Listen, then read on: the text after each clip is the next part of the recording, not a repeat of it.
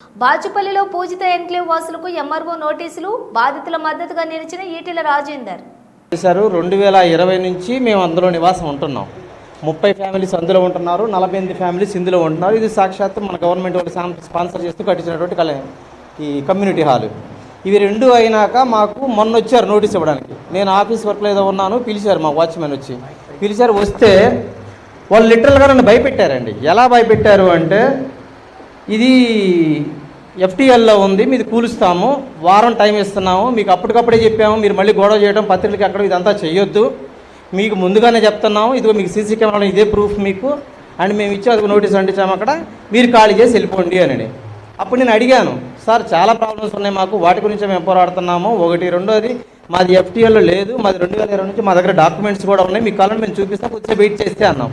లేదంటే మేము decision already తీసుకున్నాము, మీరు కూలుస్తాం, మీరు ఇంకేం మాట్లాడుకోవాలన్నా మాట్లాడడానికి మీరు ఖాళీ చేసుకోండి, వీళ్ళని తొందరగా ప్లాన్ చేసుకోండి అన్నారు. అప్పుడు ఆఫీస్కి ఎవరైనా సరే భయపడతారు. ఇక్కడ అధికారులు ఉంది, గవర్నమెంట్ అధికారులు మనందరం సేవ చేయడం కోసమని మేము అనుకుంటున్నాం. ఎందుకంటే మేము ఆపరలో చిన్న జాబులు చేసుకుంటూ బతికేవాళ్ళం, చిన్న జాబులు చేసుకుంటూ బ్యాంకులు లోన్లు తీసుకొని ఈ బంగారం ఇదంతా ఎవరి దగ్గర తాకట్టు పెట్టుకొని ఇల్లు తీసుకున్నాం. ప్రతి నెల ఈఎంఐ కడుతున్నాం. 4-5 సంవత్సరాల నుంచి మేము అందరం ఇక్కడ ఉంటున్నాం. ప్రతి నెల ప్రతి సంవత్సరం ప్రాపర్టీ ట్యాక్స్ కడుతున్నాం, ప్రతి నెల కరెంటు బిల్లు కడుతున్నాం. ఇవన్నీ సక్రమంగా కడుతున్నాం. మాకు ఇలా భయపెట్టారు వచ్చి.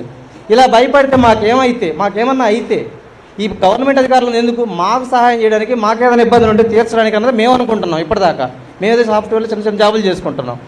ఇలాంటి పరిస్థితుల్లో మన మేడం గారికి ఫోన్ చేసాం. మేడం గారు వెంటనే స్పందించి అందరికి ఫోన్ చేశారు. అన్నగారికి సార్కి ఫోన్ చేశారు, రాజేందర్ సార్ గారికి. రాజేందర్ సార్ గారు, నేను ఒక జస్ట్ సామాన్య ప్రజాని, నేను నాకు ఏ నాయకుడిని కాదు, నేను ఏ పార్టీకి సంబంధించిన జస్ట్ ఒక కామన్ ఇండియన్ మ్యాన్ని. నెలకు ఇంత శాలరీ సంపాదించి అంత కొంత ట్యాక్స్ కట్టుకొని నా ఇంట్లో నేను బతుకుతున్నాను. నాకు మాట్లాడి మీరేం భయపడొద్దు, మీకు నేనున్నాను, నేను ఇప్పుడు ఢిల్లీలో ఉన్నాను, మీటింగ్లో ఉండి మేడం గారు అర్జెంట్ అంటే మీతో మాట్లాడుతున్నాను బయటకు వచ్చి. నాకు తెలిసి ఇంత రెస్పెక్ట్ నాలాంటి ఒక నార్మల్ ప్రజానికానికి సంబంధించినటువంటి మనిషికి నాకు ఇంత రెస్పెక్ట్ ఇచ్చి మాట్లాడి ఆయన మాట మీద నిలబడి పొద్దున్నుంచి అప్డేట్ చేసి వస్తున్నాం, మీరు భయపడొద్దు, మీరు ఎవరికి ఒక పైసా కట్టొద్దు, మేము మీ అనుకున్నాం, మేము చూసుకుంటాం ఈ సంగతి, వాళ్ళు ఎవరు ఇచ్చారు, ఎందుకు ఇచ్చారు, ఎలా ఇచ్చారని చెప్పి ఆ భరోసా ఇచ్చారు. భరోసా ఇచ్చిన మాట ప్రకారం వచ్చి ఇక్కడ మన దగ్గర కూర్చున్నారు. మిగతా సార్లు కూడా తీసుకొచ్చారు, మనకి ఇస్తామన్నారు. ఆయన మాట్లాడతారు.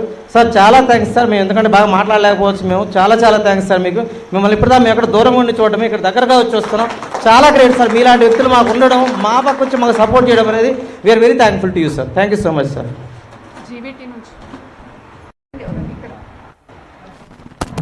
Thank you sir for coming. యాక్చువల్గా సార్, ఆ నోటీస్ ఇచ్చిన దగ్గర నుంచి 2-3 డేస్ నుంచి ఎవరు నిద్రపోవట్లేదు సార్. అసలు చాలా విపరీతమైన కాల్స్ వస్తున్నాయి. వాళ్ళు అసలు కొంతమంది హార్ట్ పేషెంట్స్ ఉన్నారు, వాళ్ళందరూ ఉన్నారు, వాళ్ళు చాలా విపరీతమైన టెన్షన్ పడుతున్నారు. ఒక 2 హాస్పిటల్స్ కూడా అయ్యారు దీనివల్ల. సో ఈ టైప్లో మీరు వచ్చి మాకు ఇంత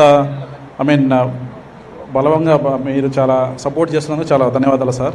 యాక్చువల్గా డాక్యుమెంట్స్ అన్ని క్లియర్గా ఉన్నాయి సార్. అందరూ చాలా 30-40 ఫ్లాట్స్ ఆల్రెడీ రిజిస్టర్ అయిపోయినాయి. వాళ్ళు ప్రాపర్టీ ట్యాక్స్ పే చేస్తున్నారు.